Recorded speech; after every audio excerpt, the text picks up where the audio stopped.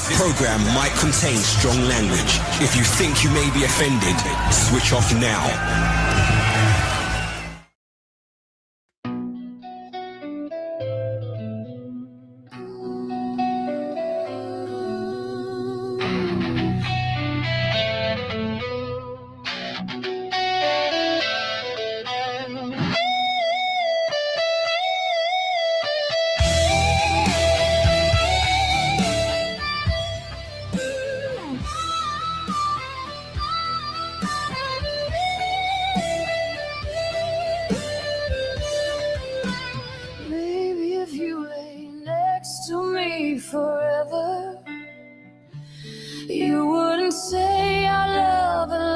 Its flavor.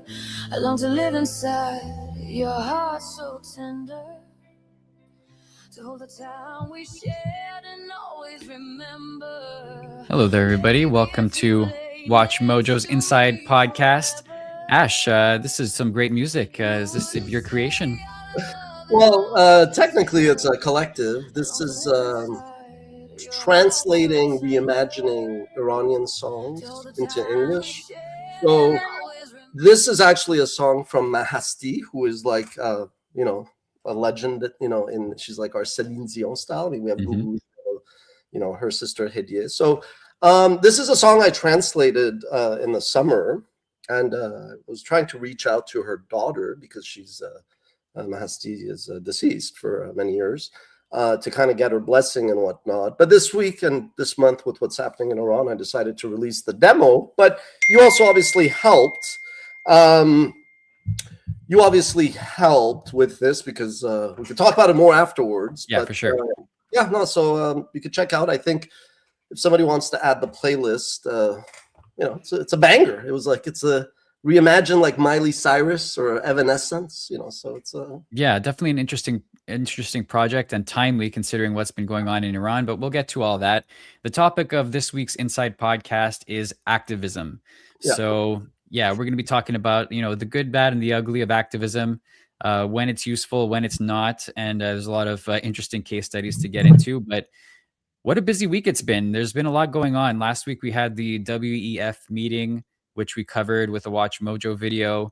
There's been no shortage of news out of Iran and extending across the world. There was the daughter of what military person was it? Who got fired? One of like the Islamic Republic of Iran's politicians, the Islamic Revolutionary Guards Corps, which is like this parallel force, which is even bigger than the military, the Artesh. So, she was basically a doctor at Emory University's hospital. It does raise a lot of interesting kind of ethical points because, in the article that I wrote to Emory, I kind of said, look, I'm not here to generally attack a doctor, but I was like, this is really not about that. This is, the daughter of somebody who is basically bragging about implementing a TNM style Chinese crackdown that even the Islamic Republic's own health ministry says has killed 30,000 people. So considering you can't trust anything that comes out of that government, if they say it's 30,000 people, I mean, the official one is 3,000, but that's laughable. It's definitely more than 3,000. So if the health ministry says 30,000, that number is probably about 50,000, maybe even 80,000. And, again, just being a history guy, like during World War II, from 1942 to 1945, when Adolf Hitler implemented the final solution, the Nazi war machine was killing about 125,000 people a month on average for 3 years, right? And so, and the Jewish population pre-1939 was like 15 million all over the world. Iran has 95 million people, and the situation is that you have 5 to 20% a minority arm that has been oppressing a majority that is largely secular. It is a conservative country. I mean, people also drink. People like this. It is conservative, but it's not religious. It's a secular. Anyway, so we did a couple videos also. We did a video just explaining the conflict a week ago. People seem to like it, and it's in the news. People also were interested in our Venezuela piece. I know we did something on ICE in Minnesota. So, I mean, we are covering things and expanding our editorial. I mean, we're kind of going back to our roots because we actually started with, we started with, to be candid, like doing history and all that. And so we're going back to that, Yeah. And so there's also been this issue with Canadian banks over the past week. And how does this all tie together? I know that with your project with the expos, you must be reaching out to banks and stuff like that. Do these issues complicate things for you? So to be honest with you, no, but I'm very transparent because I'm sure there are some Expos fans who are like, wait a minute, if you're, it's a fair question. So first of all, I've always said that like my principles are going to not change. I am in this position to be able to bring back the Expos because my principles led me to be a hardworking, honest, yada yada, right? So if we're going to be candid, you don't get the things of Ash that you like, and then when I stick to my principles, if you don't like it, then you're like, you shouldn't do that, Yeah. like. So that already is like trash for me. That's not a good argument. Two, when I email, first of all, on X, I'm a bit more unhinged and crazy, but like, well, isn't everybody? Isn't that's the place to do it? Right? Well, X is the asylum of the web. But let's break it down because this is big and this is what I want to bring it all together because this is what I actually like. I like this challenge, right? Mm-hmm. So one, it starts with my principles and then the purpose to help the city and to bring the team back. And again, like it's my professional education and experiences and competence that I could kind of match make, sequence, and package and ultimately execute, right? So it's like I'm very confident. But when the first time, like when I reached out to the World Economic Forum on regarding at Davos, they were going to bring in Abbas Araghchi, who's another propaganda member of the Islamic regime. Yeah, and that was part of our video on the WEF also from last week. Exactly, which we covered. So that I was a bit more like, fair warning. Again, no threats. And that's one thing I wish the Iranian community were not just throwing out the insults. Again, by the way, I'll talk about when I do curse. But my point is on X, I was a bit more like, the Drewski, like, hey man, fair warning, be careful what you're asking for because we are going to call you out.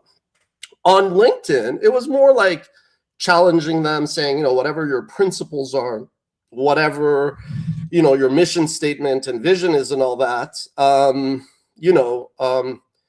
I just want to approve. Okay, so it was more like respectful. But yeah, I do think Davos is a piece of trash globalist organization. Like, if I look at their track record, I don't give a damn about their vision. I've never been invited to Davos. I get invited to these boondoggles all the time.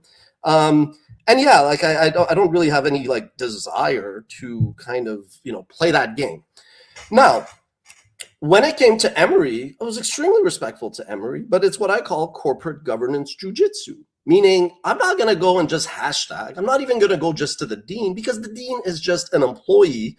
And I don't mean that disparagingly, meaning they're caught between, protecting their students, protecting their teachers. And I also just full stop. I don't think money should impact politics and money should not really impact education. Mm-hmm. That's my principle.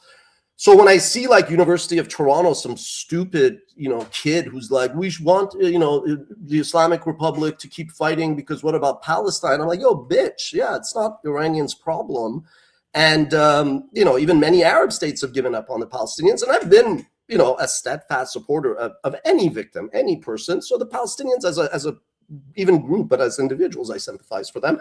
I question their leadership. I question why they're supporting Hamas. I don't think 10-7 was smart. And 2 years later, you can't say, anyway, but we're going on a tangent. Yeah. So my point is, with Emory, with Sephora, let's talk about Sephora as well, because Sephora, you could be like, isn't Miss Mojo a potential like partner? Yeah, we'll talk about that. But so what I'm getting at is, it's really just going to their board members and saying, I know what the role of a board is. I know all this nonsense about governance. And even if you have directors and officers insurance, yeah, if you bring to a board member a valid complaint, they have a duty to consider it and bring it to discuss with the executives, the CEO. So that's what I want the Iranians to kind of think of. Because yes, when you do like the hashtags and when you at people, I mean, I'm on Twitter. I have access to our WatchMojo handle, but I'm on the Ashkan, my Personal handle, one, yeah. personal one. So, and I'm not saying it's a junior person, but relatively speaking, you're getting some junior nochodim. Oh my God, I've been muted on Spaces. Sorry, oh my God, the whole time. No, that's really. You said 07 was a mistake, and then. Okay, good. Okay, all right. So now you can hear me. Sorry, we're also doing this on Spaces on X and YouTube. So yeah, we're trying something new out for this. So there's bound to be some technical hiccups. Yeah. But okay. So the point is that like an executive could just be like, I don't want to deal with this. Unless your responsibility is like customer service or relations. I emailed the banks. We're going to talk about that. So let's just go through them. So Emory was very respectful, and I even said it. I go, it's not up to me to threaten on any of that. It's just like I challenge you. Like, does this make sense that you're basically the equivalent of platforming? You're kind of lending credibility to this family. And I called them. I said that is bragging about killing these people. It's not some random IRGC junior guy who's maybe himself like not a victim, but kind of forced to kill people, as crazy as it sounds. So that was Emory. The banks was different. The banks for years, 2 years ago after 10/7, when I kind of started to go on Space to, actually listen to Palestinians. I mean, obviously we have Jewish communities here, but like, you don't necessarily talk politics. So I kind of wanted to go and listen. And then that dragged me into, as they call the tentacles, is Hezbollah, Hamas, but the head of the snake is, Khamenei. That's pretty clear. So when I started to go into these spaces where there was a lot of Iranians, and I know this like not surprised, disappointed, like made people suspicious is the word. I would sit in spaces by people who I didn't ask. I don't even read Farsi. I speak pretty well. فارسی خیلی خوبه ولی نمیتونم بخونم یا بنویسم. So, which is unique in its own way. God bless Google Translate. But the point was, I wouldn't know what like the subject line was. So whether it was like Khamenei is our savior or the supreme loser, like okay, that I didn't know. Pretty quickly when they're talking, but it was interesting to be like, okay, there's all these people that are supporting of that, and it could be anti-West, anti-hegemony, whatever. But then I would go into these spaces with monarchists, and I was like, I'm in a time warp. Like, and I always thought this is my own misconception. Growing up, when we left Iran, I was 5'6". I embraced the West. I mean, I'm super West. People will not say that he's not Iranian, but they're like, Ash is the most Khariji Iranian, like the most foreigner. And I am. It's true. My misconception was like 60, 40, 50, 70% of Iranians were for the revolution. And it was I've researched all this on X, click on articles. Whether it was 5% or 25 or 40 of the country's then 40 million, it was more that the Shah supporters stayed at home. Like there were some some like support. But it was mainly, okay, there was, let's say it was 1 million people on the street or more, wanting the revolution. Some people call it coup. And it just goes to show that like the mullahs have so domestic policy and foreign policy kind of crapped out. Oh, you still can? Jesus Christ, I think. Yep, we just got a notification that Ash isn't, his audio isn't working on Spaces. So if you're listening over there, we're working on that, but it should still be good on YouTube. Okay, I mean, it ended? Did I accidentally cancel? That sucks. Okay, I think doing 2 is... I'm going to restart it. Okay. Well, it's just because I think my phone, I'm going to try to keep it in my hand and move it, but we'll restart it. I'm sorry about that. Sure. No problem. Okay. If somebody could jump back there and give me a thumbs up, but I did restart it. So, oh no, wait. That's not what I'm doing. Okay. Let's just focus here. Sorry for the technical difficulties. If you guys could just on like X just be like, here's a link to YouTube. If somebody could do that, if you don't mind. Yep. Yvonne, you able to jump on that? So Thanks. Yeah, and if you could put it on the, just this is really raw. This is a real. Yeah, if you could just sorry, I want to focus on your answers there.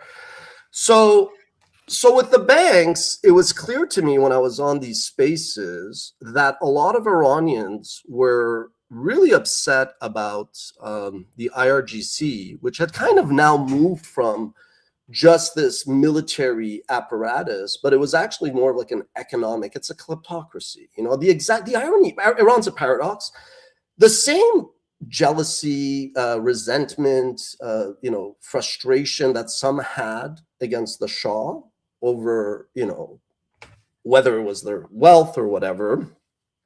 A lot of Iranians now, more rightfully now, against the IRGC, they're like, these guys are looting, you know, the wealth of Iranians that should go to them, to feed them, to serve power, to serve water, which Iran has problems with, which is ridiculous. And then you see like their kids living not just lavishly, but living like, you know, lingo pache out, and like it's fine. Like a woman can dress however she wants, but yeah, if you're then your dad back in, you know, in the Islamic Republic is killing women. Now this, you could argue that the hijab stuff has gone down, where even I mean, to be fair, even some conservative women are like, yeah, stop killing women just because they want to show their hair. Yeah. But in 2026, this is like, we've moved on from that. It's not about the hijab. Like, and that is a red herring. When like the Arzashi, the people that support the regime, when they come out and they're like, oh, you know, like women don't need to wear the hijab. I'm like, bro, it's 2026. You know, sure, maybe this started with like a merchant bazaar.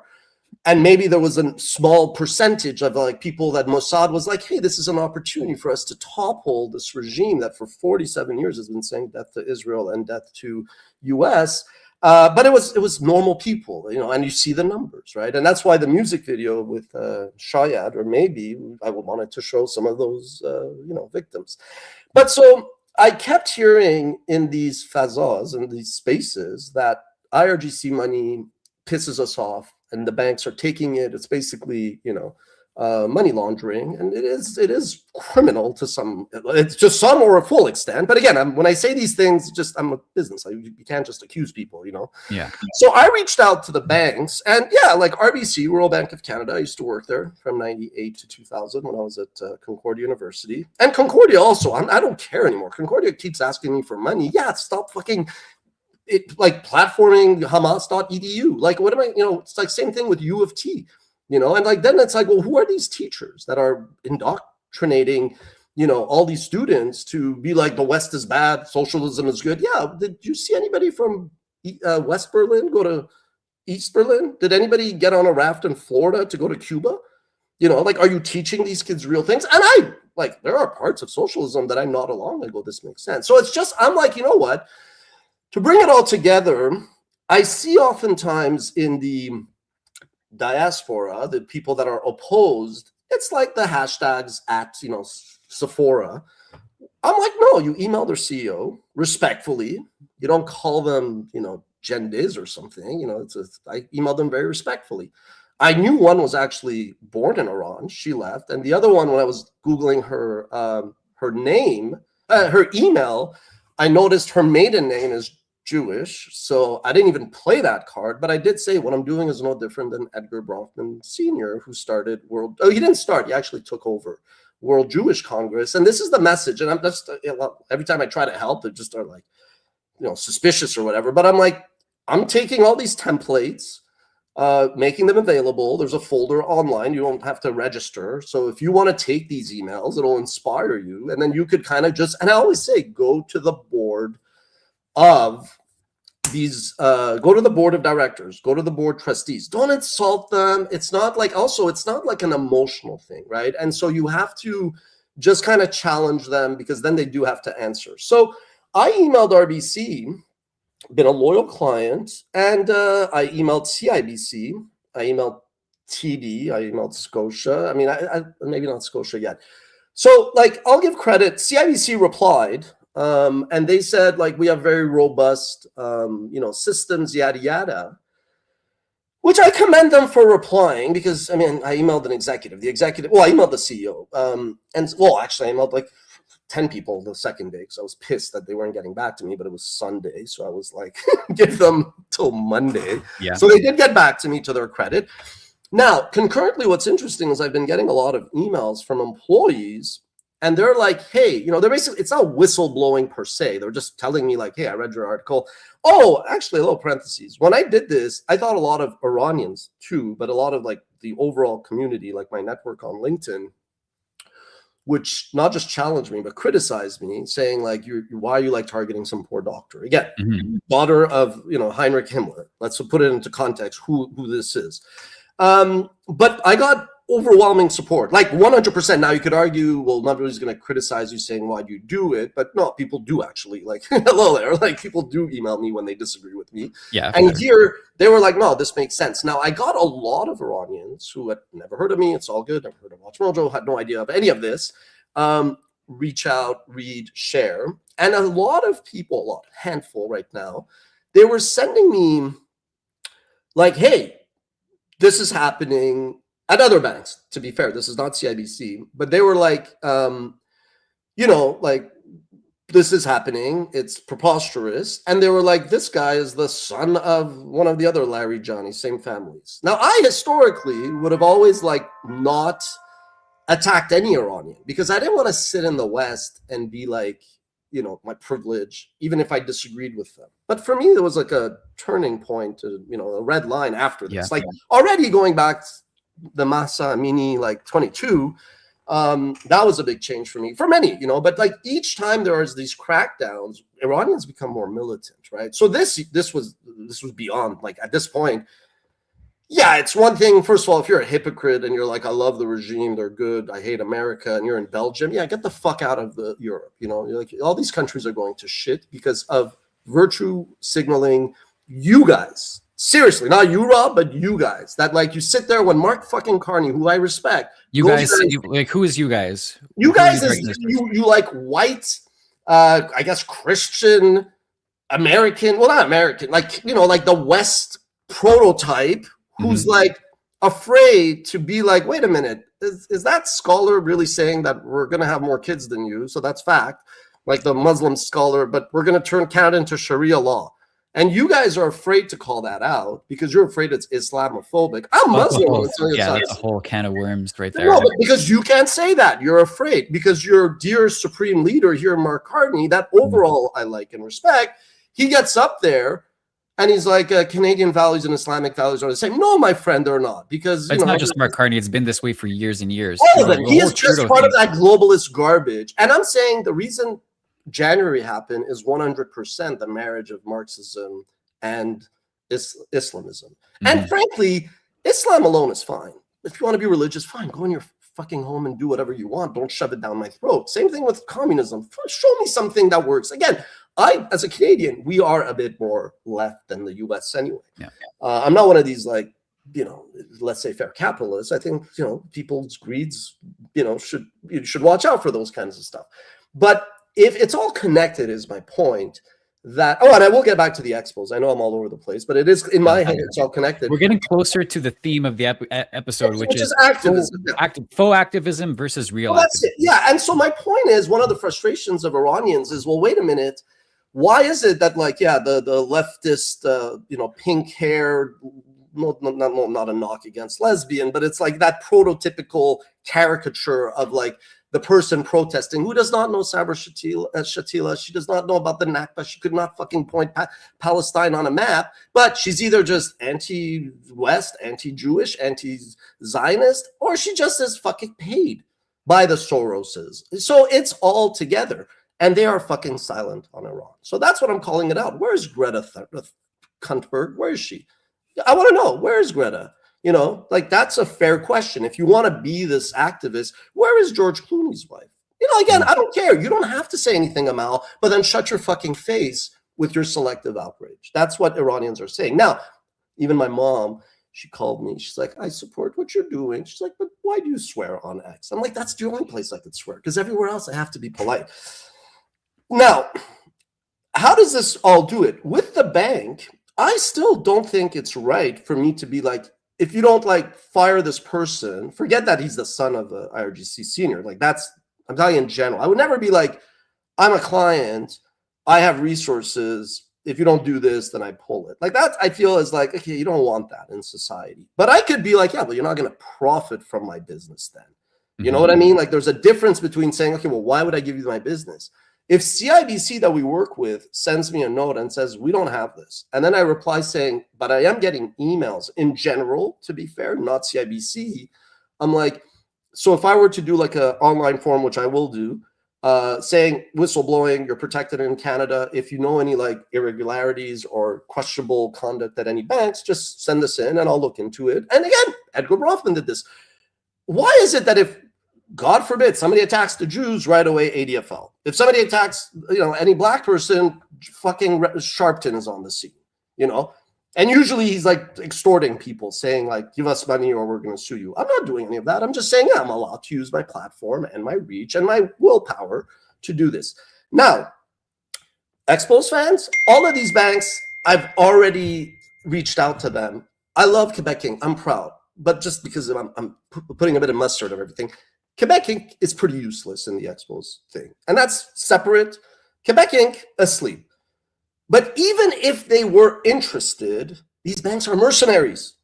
But I'm not saying anything that's like unethical. I'm saying, are you aware that you're hiring this guy who is the son of a senior IRGC member who doesn't use his real last name on LinkedIn, whose profile is now hidden? Is he also still an employee? If you want to retain him, just tell me that you don't have a problem. If you say you don't have a problem, I have the right then to go to your board. And your board members, one by one, will start to, like in Rising Sun, distance themselves. Because even if they're legally protected under directors and officers or errors and omissions, they don't want to be like, yeah, we in 1942 were kind of, the Nazi party or funding the Nazi party or you know what I mean? So it is kind of like corporate governance jujitsu. Now, fair is fair. I have a lot, but this I just want to disclose to Expos fans. I already have 2-3 US banks that have kind of already told me that they want to be the bank of the Expos. They would also be interested in naming rights. So it's not this, but imagine Visa Stadium. What I want to convey, and I'm not going to go too much in the Expos, is don't worry. I do think about, Ash, what is the impact? If you really are like a servant leader, you do have to still have a responsibility to the city, Montreal, and the fan base who has kind of entrusted me, as I have a definite responsibility to my home country of Iran. I can manage that well. I'm a masochist. I like this stuff, right? So that I could manage. But I will not sell out on my principle.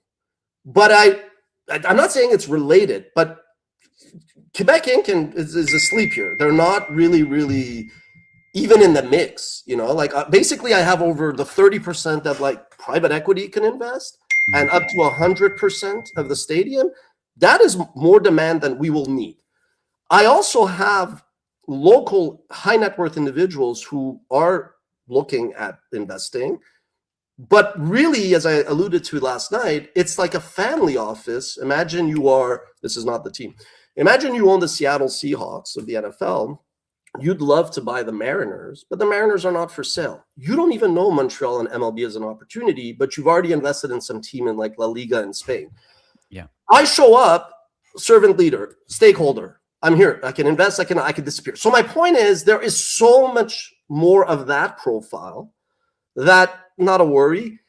And the banks, again, even if I tell RBC, yeah, you guys didn't get back to me or you're still hiring this guy, I'm going to shift all my business to CIBC, not to punish you, RBC, but to reward CIBC, then I'm allowed to. But if in 2 years I go to them, so long as I don't call Dave McKay the C word, he's their CEO, and I'm respectful. I understand he's got a good juggle of clients. This is a big accusation. Yeah. This morning I emailed my portfolio manager. It's a sizable portfolio. And I'm like, buddy, just as a heads up, this is the Expos thing. You had replied to me. And two, this just courtesy, I brought this to your CEO, again, the Drewski thing.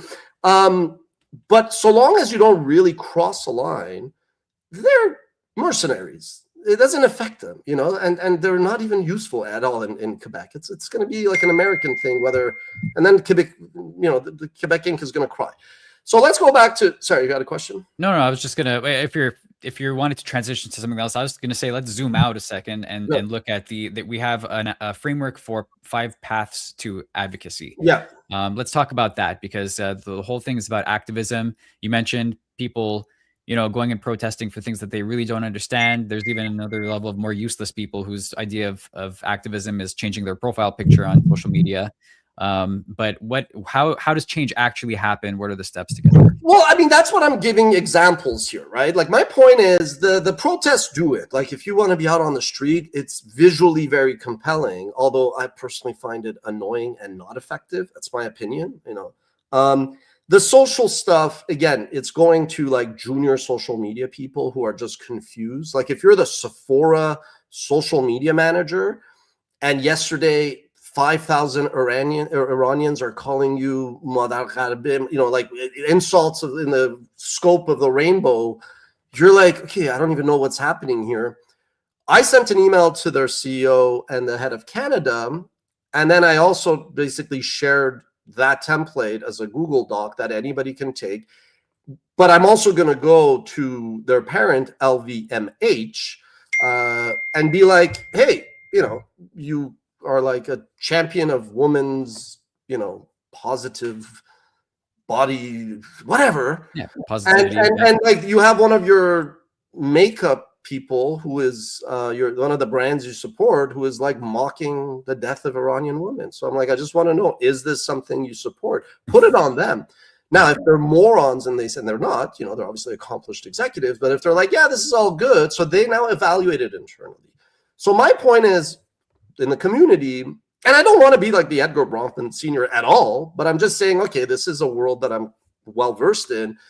And I feel like this effort would work better if it was like, okay, like I said, Iranians have been kind of orphaned for 47 years because the Islamic Republic kind of took over and, has really been a disaster for the country. I mean, their currency sucks and everything. But I'm like, you do need to be strategic, right? Like, instead of emailing the social media person 1,000 times, one email like that to the executive, one email like that to the board or parent company puts it on them to act. And we are in an era where, like, boards do want to kind of show that they're doing the right thing. So that's the third one, which I think is most. Now, I know the fifth one is the nuclear one. What's the fourth one in that article?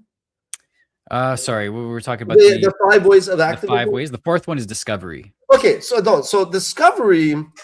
So then I don't even know what the fifth one is, but let me explain discovery. So in legal, I find discovery is actually the most effective way to get companies to like act correctly.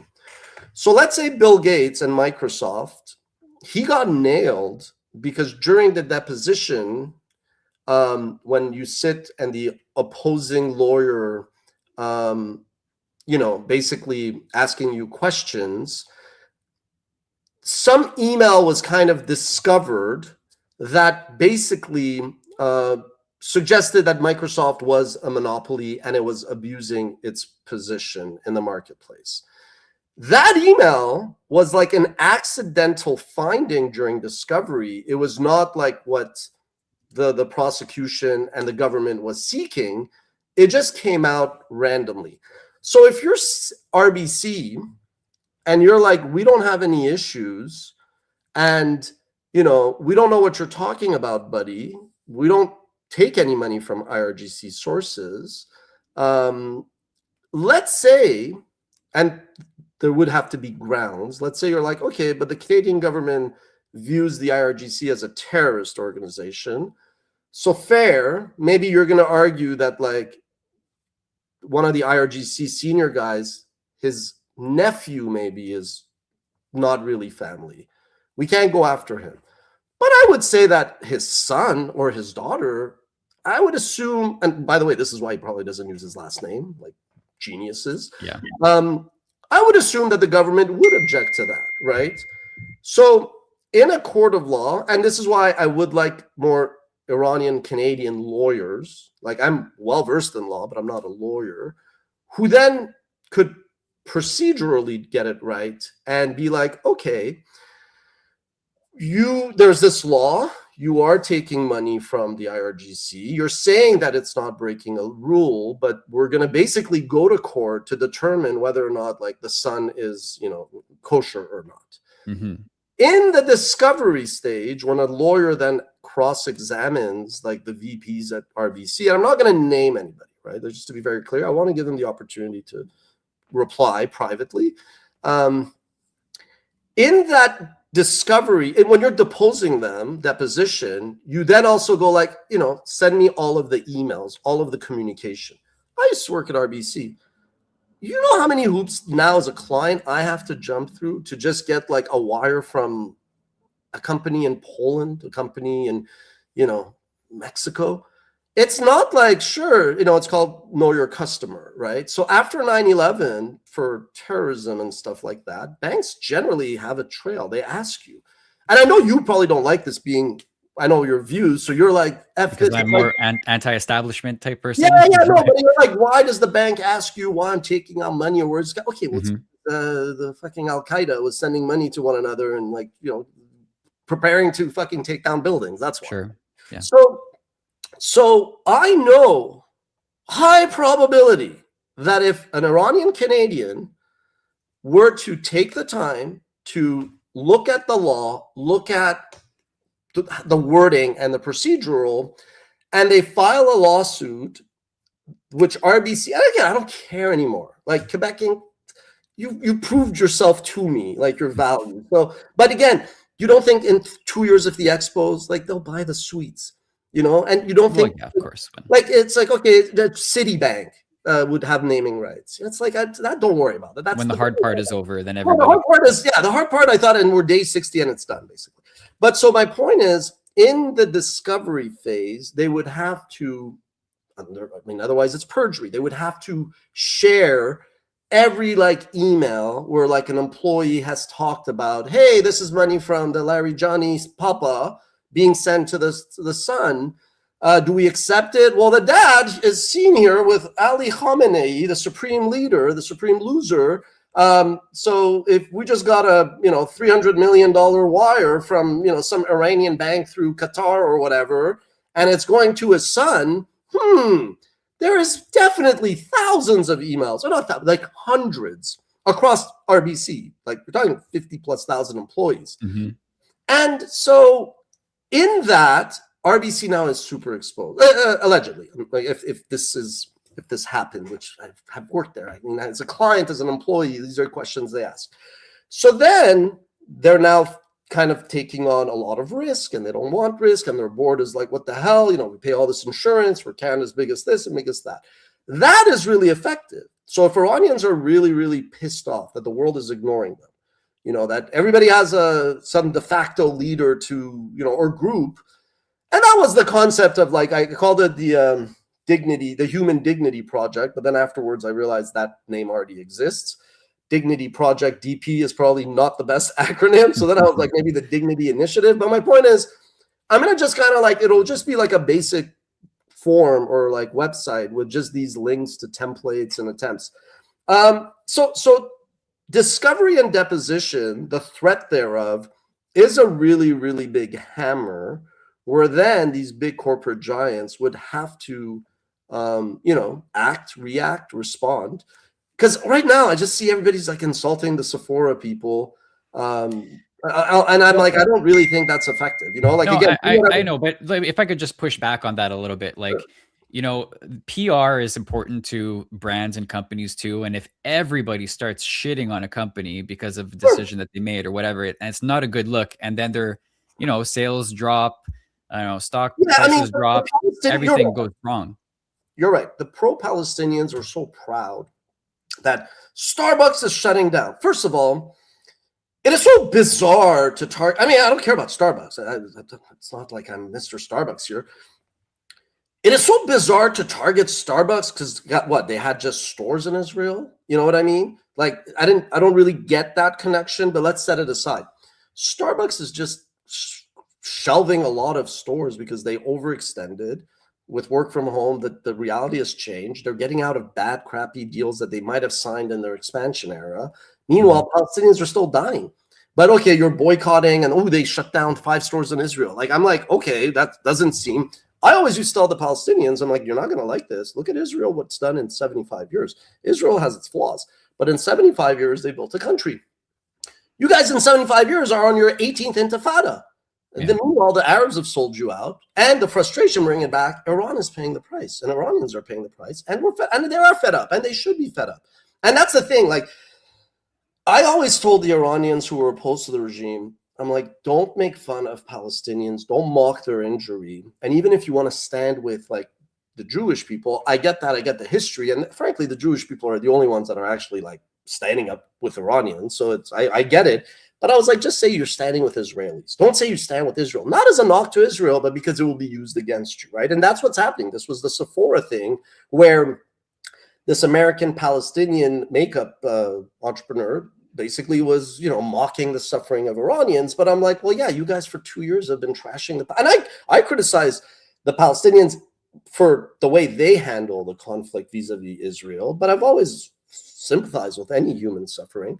But yeah, when it comes to Iran, I'm 100% on the Iranian side, who are just fed up, and they're chanting, take that Palestinian flag and shove it up, where the sun don't shine, right? So it's pretty clear what Iranians are saying. So, but my point, just to go back, is obviously protests count, but I'm like, if you're not doing, the corporate governance jujitsu, and you're not understanding the tools that the law provides you, forget the lawsuit.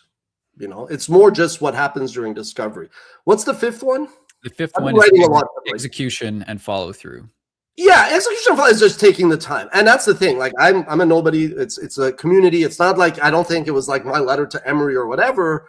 But I do think, though, that if Iranians were smart, which they are, and they really wanted results, it would just be like, okay, this happened, Sephora, and then somebody kind of takes the lead. It's just, the group could be with anything. You need to be more organized. Because right now it's really just a lot of Iranians by themselves, obviously expressing sadness with what's happening back home, and then frustration. Yeah.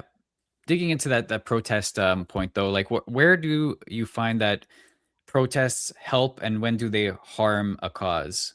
Or is there like any? Well, I'll be honest with you. In Montreal, for like a very long time, there was like a daily pro-Palestinian protest, which was really just an anti-Israel, anti-Jewish thing. Like in Toronto, they go and protest in like residential communities. I'm like, bro, go fucking protest at a consulate or embassy. But that's clearly not, I think, the spirit of the right to protest. So I do think that there's a lot of people. And it's clear that most of these protests are paid. I mean, these are like students sometimes. They're like, you don't have $5 to buy a coffee, but you have a $200 sign, and they all look amazing. It's like people are not professionally organized.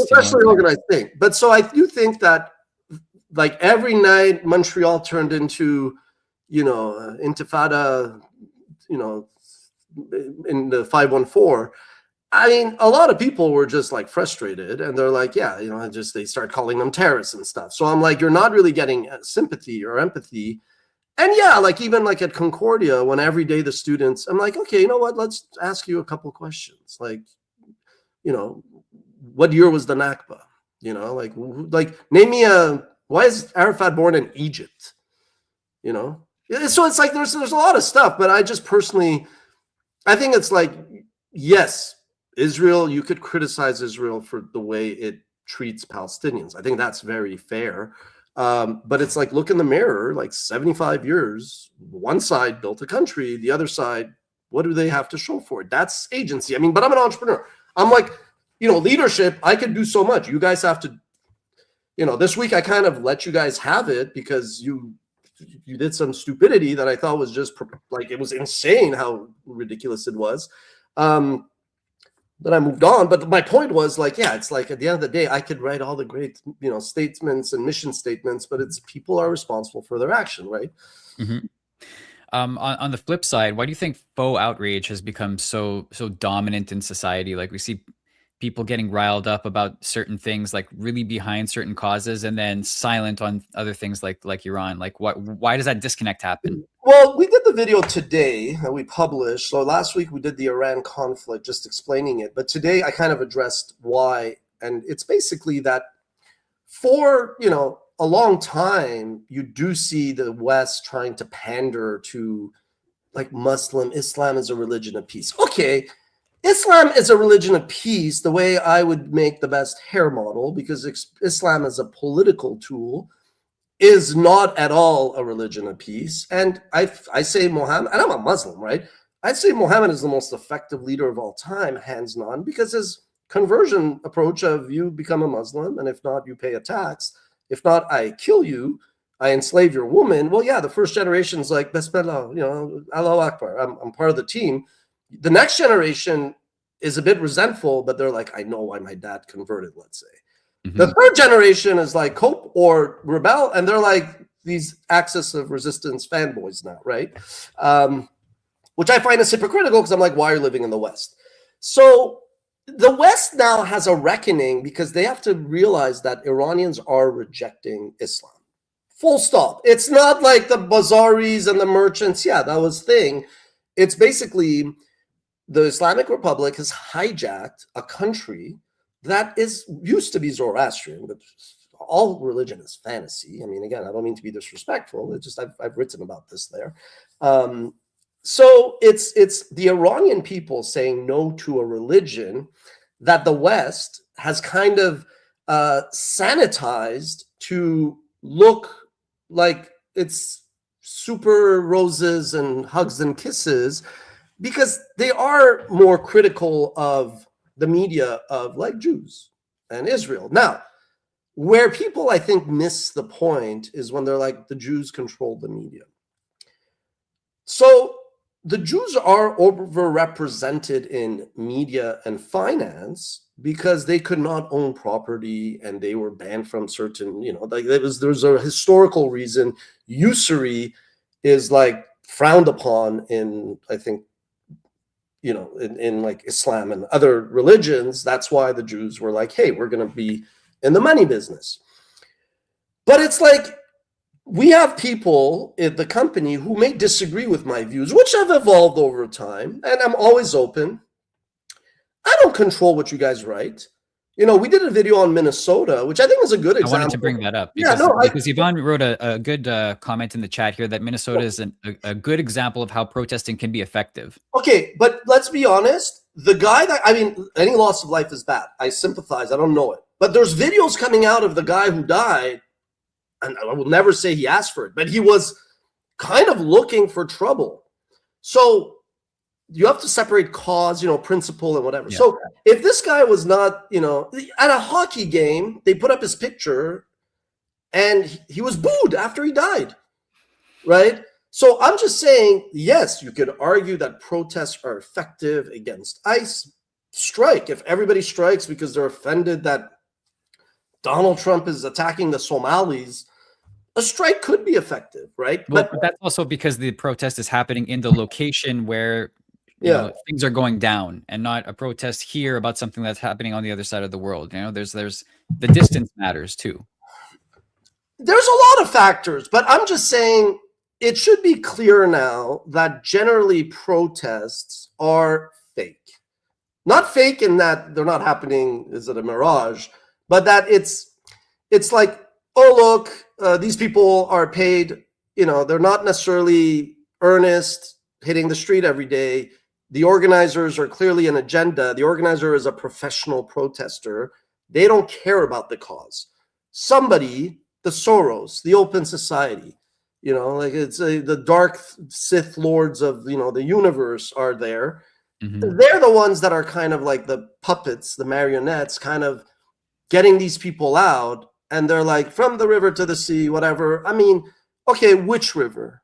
Which sea? And I guarantee you, 99% of them are kind of morons. So it might lead to something. Now, related to this is something that I want to push. And again, if anybody wants to help me make this into law, it's called the Cork Act, not with a K, but with a C. It's credible or not corrupt. It's like basically, Jesus Christ, I've been writing. Credible or compromised citizen journalists and influencers. Yeah. Well, there are some people online, and you're like, okay, there's like nothing against Pakistanis at all. Pakistanis are fine people. There's this like couple of, it's funny, it's like the world of X, which is like the asylum. There was like a couple of Pakistani British gals who are very pro-Palestine, and that's their right. But they're really, really also very critical and mocking. They're basically mocking Iranian women and their suffering. And so at some point, I was like, why are you this obsessed with Iran? I was like, I understand that you're pro-Palestine and you are afraid that if Iran is Iran again and not the Islamic Republic, that, yeah, maybe you're not going to get money to the Palestinian cause. But I'm like, you know, you should be covering the UK turning into a shithole, or matters in Pakistan where you're from. But okay, you're not Pakistani in that sense. You live in the West. But I'm like, it's really insane how every day you're just, you know, the Islamic Republic stands again. And so I was like, okay, it was the inspiration, nothing against them. So I was like, the same way that like we have to disclose if a video, there's a brand deal in it, and lobbyists, you could tell who IPAC, the Israeli lobby, pays which politician to the dollar. You could tell which universities get money from Qatar. So let's kind of criticize both sides to keep it fair. But I'm like, if you are like a citizen journalist, an online influencer, if you're just your conviction, you're just blasting one side or another and you're credible, I commend you, even if I disagree with you. But if you are effectively just getting paid by a lobby, by a PR firm, and that is why you're saying these things, you're also influencing a lot of young kids, like that moron at the University of Toronto, which I talked about, where he's like, oh, the Iranians must suffer because of Palestine. No, fuck you. How about I come and, you know? So I'm just saying, like, already these losers can't get jobs, and now they're going saying these stupid things. Who the hell's going to hire you, moron? Now, maybe that's your principle, but is your principle based on facts, or is it, you know, that's not what the Iranian people want, so their say doesn't matter? That's why I go, it's all related, right?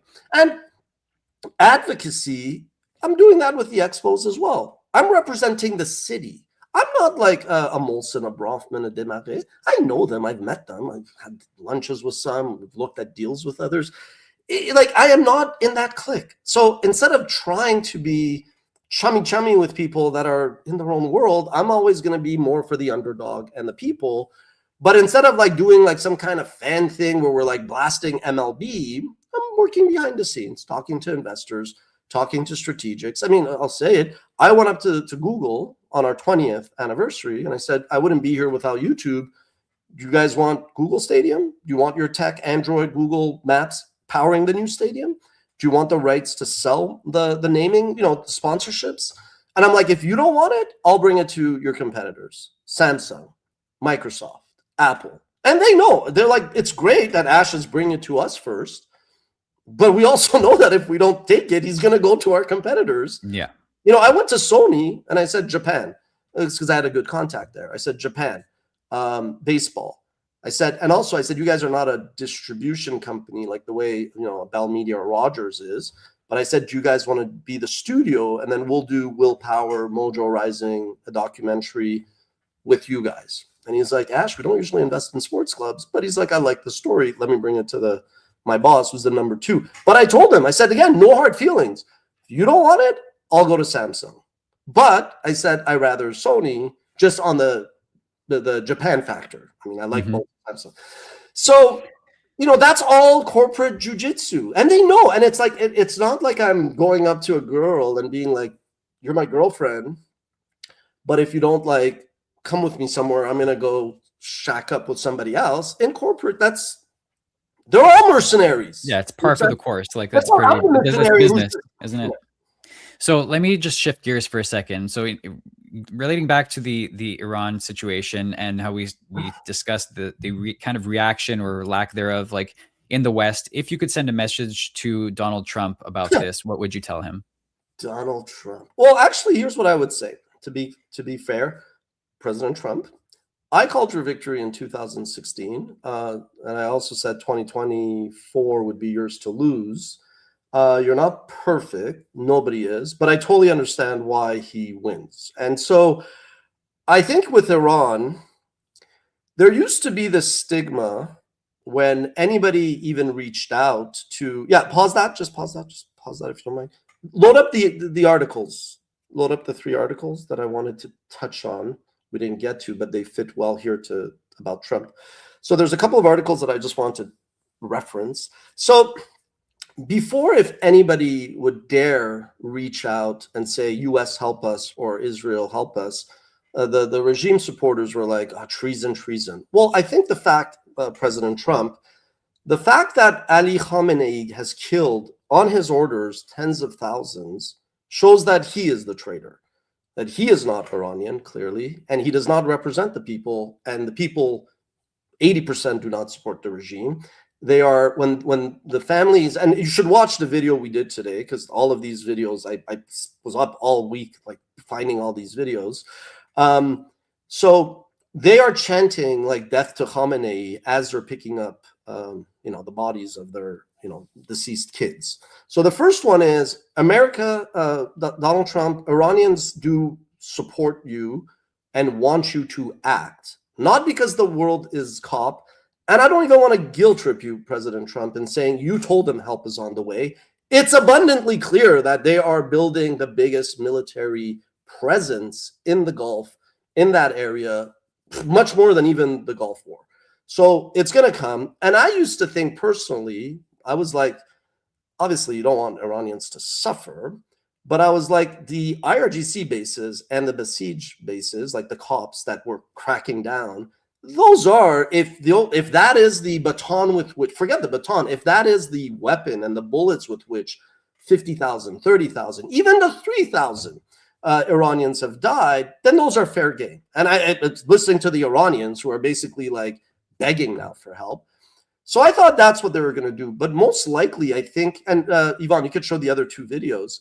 I do think that they're going to probably just destroy everything that is military. Now, the threat, President Trump, Iran is not Iraq, Syria. It's not like a Sykes-Picot kind of creation that, France and British, decision makers just carved up, where in Iraq, it's like, we're Sunni, we're Shia. In Syria, it's like, we're Alawites from America. It's just like those places lack identity. And yes, if there's not a strong man like Bashar al-Assad or Saddam Hussein, they will kill each other, and the proof is in the pudding.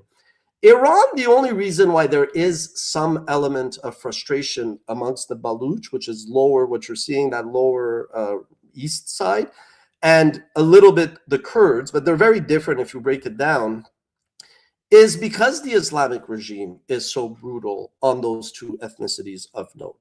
But even the Kurds in Iran are Iranian. They identify as Iranian. Now, I got a lot of heat for saying I still would listen to the people that might be speaking about, we want something, but that is a red line with Iranians, and I understand that. But my point is, this threat that, Iran would turn into Libya or Syria, President Trump, is not true. Absolutely not true. When the regime is gone, yes, and I've read it myself, the Jerusalem Post every 2 months talks about separation. I would call them out, and I would tell the opposition who are monarchists, I'm like, are you aware that, you guys, that's your red line. Your buddies here in Tel Aviv are talking about separation. Why don't you call them out, right? But it is also naive to think that Israel, and no country is a monolith, right? Like the majority of people probably don't want to get rid of Bibi Netanyahu, right? But I do think, though, that Israel's official policy is not going to be to replace a crazy, hostile Islamic republic with like an unstable multiple states, many of which would also still hate Israel. You understand? So it's not true. I think if you eliminate the Islamic Republic, there will be, that's why I call this not just a counter-revolution. Yeah, keep this up. It's not just a counter-revolution. It is a restoration of Iran identity, again, I have nothing against Muslim. I am Muslim. I mean, I'm more atheist agnostic, but as I get older, spirituality, well, I'm not going to convert to Christianity personally. Zoroastrian is cool, but Zoroastrian is not just good words, good deed, good thoughts. There's a lot in there. If you really get into it, then I'm like, yeah, that also doesn't make sense to me, but that's not the point. The third one, President Trump, is this notion that if you kill Khamenei, the Ummah will rise up. Nonsense. First of all, Iranians are Shia minority. There are some Shia in Lebanon. There's definitely Shia in Iraq. A lot of people in Iraq and Lebanon and Syria hate this guy because him and his tentacles, Qasem Soleimani, the day Trump killed him, that day, they call it Cutlet Day. He turned him into a cutlet, like a burger. And I know cutlet is not a hamburger, from just explaining that for our American friends. But the point is, they celebrate in Iran. They literally drink alcohol, have cutlet. They toppled his statue. They burn his statue, right? And Muslims generally, many of them don't even like Shia. So yes, they have to say, we are the Ummah, we are brothers, and if you kill Khamenei, and by the way, I'm not for the killing of anybody. I would much rather he basically is under the equivalent of like house arrest and like go teach religion somewhere, because if you kill him, he becomes a martyr. Yeah. So nobody misunderstands here. I'm not fanboy, Israel can do what it wants to do. The U.S. can do what they want to do. So my thing is, you would be supported. And I do want to say one note so people don't blast me. The MEK has rebranded itself. Donald Trump, President Trump, Secretary Rubio, Vice President Vance, MEK has no support amongst Iranians. They sided with Saddam Hussein. They pay Mike Pompeo. They pay Rudy Giuliani. They are seen as bad as the Islamic Republic. I will admit, like way back say, I know the history and what they did is wrong, but is there not a path to say we don't forgive or even forget, but we need to just say we're Iranians? But I know that is not, again, I grew up in the West, right? So it's kind of like I'm almost like a mediator saying, I used to think that, but I agree that the MEK is a red line. So I don't think, however, that they are riskless, because as you saw in Iraq, the Ahmad Chalabis, there are people that come and package themselves as something that they're not with support. So I'm just saying, Iranians have to be careful about the MEK being like, oh, we're going to go in. Trump, Team Trump has made us like the transitional leader. So that is, the Iranians have to, and lastly, I'm an entrepreneur. I don't like heredity-based systems. I have nothing against Mr. Bronfman or Mr. Molson. Keep it on this. I have nothing against these people. I actually respect born on third base people who are like ambitious and work. Pierre Carpelado, he's like works like me. He's like, everybody always goes, he doesn't need to work. Like, he's a billionaire, but he works so hard. So I'm not knocking them, but it's like, I won't lie. These were people that I'm kind of the opposite, right? So to me, it's kind of hereditary-based systems make no sense. They're not efficient. But this is not Succession on HBO. I also understand, and this is a pretty good letter, people seem to agree, I understand why the U.S.'s history of supporting, Jimmy Carter used to support the Shah, and then he pulled support at the Guadalupe. They toppled this guy's dad. Iranians betrayed his dad. That's what people should know. Iran should look in the mirror itself. There was the Iranians who ultimately betrayed the Shah, more so than the Americans, regardless of what Iranians think. The Crown Prince does have support. If I was doing like an executive search as an investor and I needed to hire like a chairman for a company, that's not an operator role, right? That's like an ambassador. That's what the Crown Prince and the kingdom and Shah, which I personally don't, but the history of Iran is intertwined with monarchy. But the Islamic Republic is a republican name. It is an autocratic theocracy. And they've done such a bad job because it's a kleptocracy, a kakistocracy, that the next generation, the generation that toppled this gentleman's father, imagine if the immediate next generation and their kids are like, you guys so poorly handled the country for 47 years that we want to reject the republic. Let's go bring back a constitutional monarchy, not an absolute, a constitutional monarchy, and let's go and support the son of the guy that you guys, like, kind of your parents toppled. That's the extent to which the Iranian majority hates it. Now, the reason why I do support the Crown Prince is because I think it is a process of elimination, but he's also been constant. He's been consistent. There are details where, sure, 5 years ago, again, I understand if facts change, you're allowed to modify it. But that vision and that through line has been pretty consistent. So I understand why President Trump cannot publicly come out and be like, the Crown Prince is our guy, because I'm not hiring a CEO here.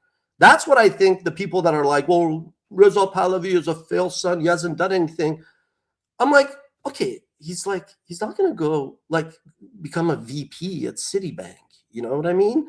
Like, he could do the think tank stuff like for 47 years, but okay, like that's kind of a weird knock, but I don't think the Iranians are like, he should be hired to sit there and set the price of oil. It's just that there is nobody else. Like, for 2 years, I've said to everybody, I've said it to the reformers who are like, oh, who basically are supporting the same system and hoping that things change. I would sit there with them, and this is what people thought I was like, a reformist, which was like a bad word there with the crazy Iranians that I love. But they were like, Esla Talab. And I was like, I don't even know what that means, bro. But to land the plane, it is not like you're hiring like a CEO to come and set the price of oil and do these things. You need somebody that could kind of, even tell the people that are fed up with the clerics and the mullahs to be like, well, I mean, this is what I would hope, saying, okay, try not to go kill now all the religious people. Like, I know they did wrong to you, but it's time for, the bloodshed to stop. And let me just land it here. This is like, there are parallels between the Expos and the Iran, but it's like I could emerge, and people were like, we didn't even know who you were. You came out of nowhere. That's why nobody really goes, is this PR? Because I'm like, well, if about the Expos, yeah. About the Expos, because I'm like, if I was seeking PR, you would have heard about me. I'm not some charlatan there. So, but I could just go and be like, okay, these are my credentials. And I've been very transparent, because also I'm like, I don't want people thinking I'm doing this to get money or whatever for myself. So I could just come up, and if I just show the people, they trust me, they back me. And as I said, Mr. Bronfman, if he wants to get involved, he knows where to find me. Our dogs play together. You know what I mean? Like Jeff Molson, I'm sure I'm banned. But if he wants to be like, okay, your ideas are, I mean, I've sent some really good ideas to Jeff Molson. It's just Jeff Molson, he's like the Vatican. He's like the crown prince. Like, Jeff Molson is like, he wakes up, it was his destiny to own, and he, to his credit, went out and got the funding to buy the Canadians. So why would he go and buy like a baseball team where he's like, this is like, I'm, I was top dog. Now I'm like, just asterisk and no khodi, right? So people don't understand that. But if I were to go, and again, I have zero interest to live in Iran forever. I would maybe visit at some point, obviously. I wouldn't mind if the regime changes. But I have zero political. I mean, I've said so many things purposely to ban. I'm also maybe going to start a political party, because I feel in Canada, the Liberals and the Conservatives, we could do that next week. Yeah. And that was more just an idea, because I was like, do Canadians feel represented by Liberals and, the Conservatives? Because I'm like, these are two now just crazy parties that neither make sense. But that's next week if you want. Sure. But if I were to come and be like, dear people of Iran, I am your leader. I am going to go. And now point the video of the Nima guy.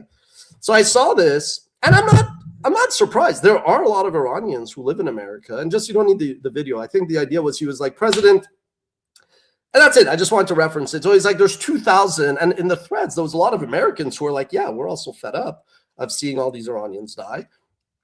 I don't think it's going to be a boots on the ground situation. Okay, you could take this off there. The point I'm making is, if I were to come, best intentions, ability to mobilize, be like, that guy's like the de facto commando, head. Iranians would not support me. Nothing against me, but they just are distrusting because of the intervention by, over the years, after Alexander the Great burnt Persepolis and took over ended the Achaemenid Empire. It's been Greeks, Romans, Arabs, Mongols, Turks, Russians, British, and American, hence the Khua revolution.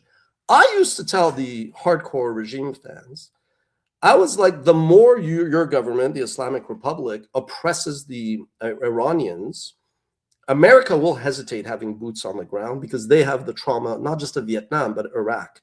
But they're just going to destroy all your military. They're going to destroy your oil if you don't, like, just these people don't leave, to lead to defections, right? The idea is, okay, it's not, if you kill Khamenei, it doesn't really change anything because the IRGC, yes, they are under the Vilayat-e-Faqih, they are under the clerics. But if Khamenei dies, there's going to be a bit of a vacuum. I would assume more of a military coup. But if you just destroy all that infrastructure, there will be more defections, and then they'll get the message that, you know, anybody, and Israel kills like 10 of them, you know, every 6 months now. So people are going to be like, yeah, maybe that's not a job promotion I want. There might be a job opening because the other guy got kotlet, but I don't really want that, right? So that's the approach that the regime would take. But if I were to come out and be like, I'll do this, I'll organize, I'll be your liaison, the American people are like, okay, this guy looks credible. And by the way, Khamenei and Arzashid, this is not what I'm just illustrating the appeal of the Crown Prince. They would still be like, no, we want the Crown Prince. And I'm like, I have the track record. You understand? Mm-hmm. Whereas, like, with the expos, nothing against Mr. Bronfman, nothing against Jeff Molson, people just understood that, yeah, Ash is right. The days of one guy signing a $2 billion check for a team are done. Stephen Bronfman's not going to sit down and get along with PE funds. You know, and so to wrap it up, very weird, but there is this like interest. Oh yeah, I'll land this. You know, the craziest thing is Sam Bronfman is one of the OG entrepreneurs that Montreal produced. One of his sons, Charles Bronfman, brought the Expos to Montreal in 1969. His other son, Edgar Bronfman Jr., took over World Jewish Congress, and he kind of helped the Jews get justice. So these are two things that, you know, to me make a lot of sense. I mean, when we started Context before the pandemic, these were the kinds of things that, you know, Context was going to cover. We're living it.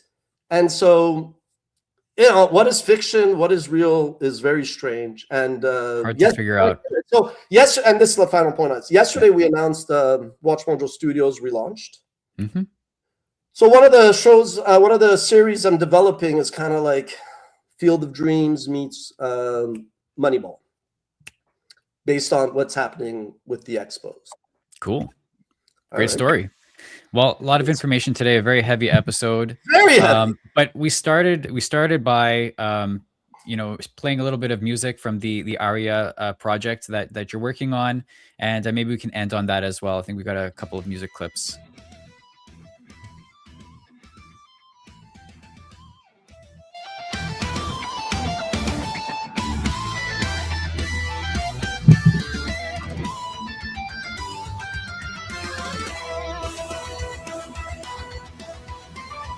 So just to set the context, these are reimaginings of Iranian classic songs. Yeah, and so this being public domain, you know, the lyrics, I translated them in the summer, and you know, these are demos, but if anybody's interested, just on my X account, I'm sharing these as they come out.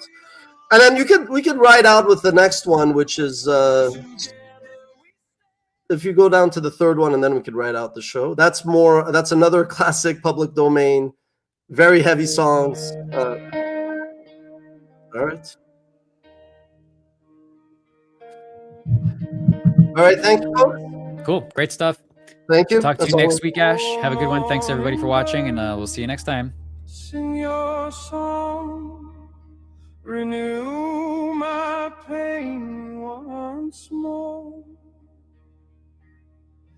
With a fiery sigh, break this cage, shatter it down to the floor.